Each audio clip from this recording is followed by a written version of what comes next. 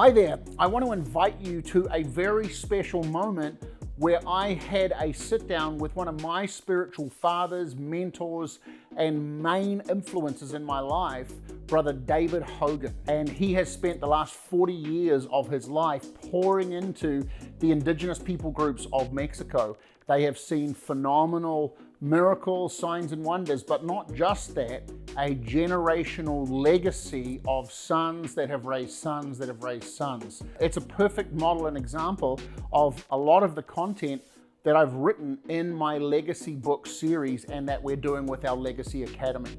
Brother David is a patriarch that has forged the way and created space for sons to grow and flourish and find their purpose in what he has forerun. And so come with me now as we go behind the scenes. I have 10 questions in this series that I really believe you hearing his answers will give you keys to have longevity and success in your personal life and legacy as you grow with Jesus in your calling and destiny.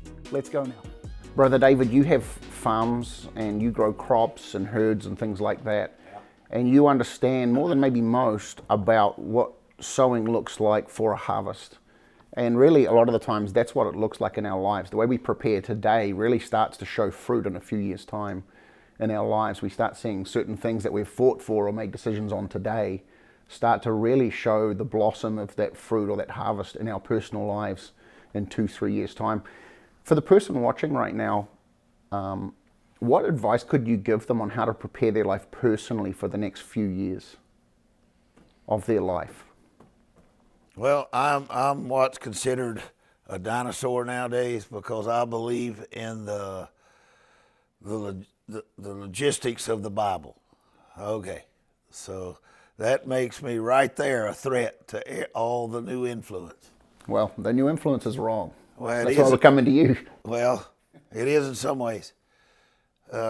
My opinion, because that's going to be what it's going to be, is if I could get somebody and mold them the way I wanted them, is to be patient first. Set up a legit goal, doable goals, just like working out, just like growing a crop, just like if I want 100 acres of beans, let's say. Mm-hmm. That ain't where you start. You start with learning how to manage a half acre of beans, and then you take that harvest and you apply it to an acre, and then you keep multiplying until you can manage, because the more you manage, the more crop you get in, the more produce you got, the more success you have. It's easier to spread out then from there to take more land. Because in the very beginning of our work, I didn't have very legit goals, because no one in my family had ever left the family and gone to try to do something overseas in a foreign country. So when I got to where I was going, failure was imminent. But failure is what brings better success. That's right. But you got to learn how to not quit when the bugs eat your crop, or when the rain don't come and your crops dry up, or when you got to learn how to tighten up your belt and learn and fast and pray and seek God, so that the next time you put seed in the ground, maybe you'll get some produce out of it, right? And be able to eat some of it and enjoy the fruits of your labor.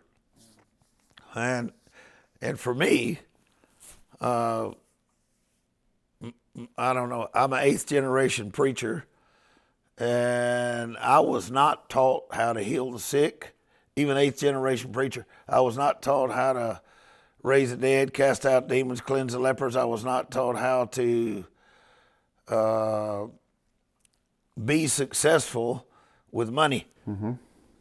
I was not taught how to be successful with very many things.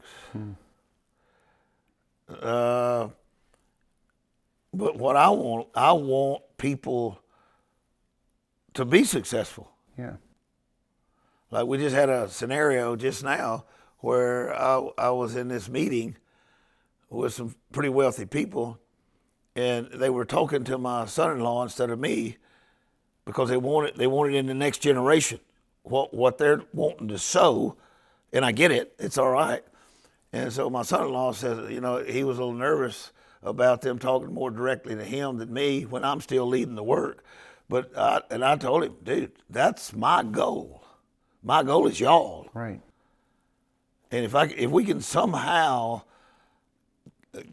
have goals that are for us, but include the next generation and the next, in us not be jealous and us not be worried about our personal success, because I don't want to hear again. I don't want that pride thing, but I'm gonna be all right.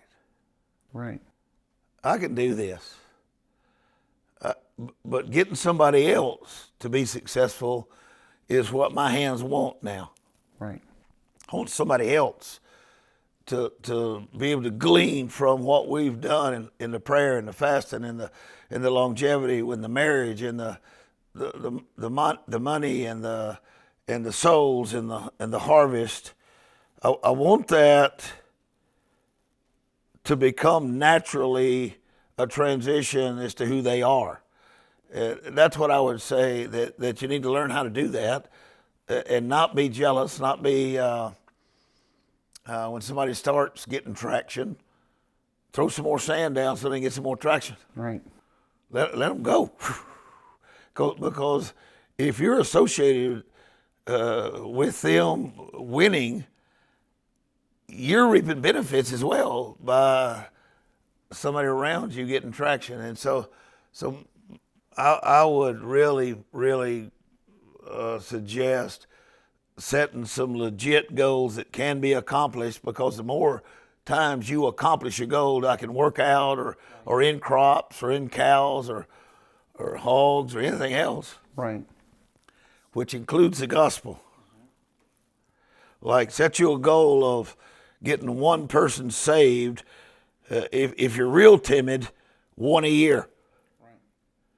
To me, that seems, because I get a lot of people nearly every day. I get to win people to Jesus every day nearly, and I see it as easy now. Mm-hmm. But in the beginning, it wasn't. But set a goal. Once you start getting people saved, and once you start seeing miracles happen, a healing here or there, attribute it to where it come from. First of all, which is God. And then it's going to be the faithfulness and discipline and diligence. Those things will give you the victory. Come on, it's beautiful. They will. It will happen. But I believe failure is your best friend, because in failure is where you learn what not to do. That's right. Shows you what to do better. And it shows you how to change a couple of things to make percentages go up. Right. Oh, that's awesome. Thank you. And that takes discipline and patience, because it's hard to work through some of those failures, but you just have to anyway. Yeah. No, that's amazing. Setting goals, vision, tucking under people that can chew you and help grow you. Yep. And then being decided and staying there when you fail and letting it be a teacher, not a discouragement. Right. That's right. That's awesome. Yep. I hope you've enjoyed this moment with Brother David. Check out this series where there's a whole bunch more questions like this, talking with Brother David, one of my spiritual fathers and significant influences, in these really raw and very vulnerable moments where you can glean treasure and keys for your personal life. If you'd like to learn more about this, you can go and check out my Legacy Academy. That's available at andrewbillings.org or commissioninternational.com, or you can click the link below. Equally, check out my series of books, Legacy, and other books, resources that I have at andrewbillings.org. You can go to the book page. It's been great having you join. Look out for more as we roll out more moments like this one. Have a great day.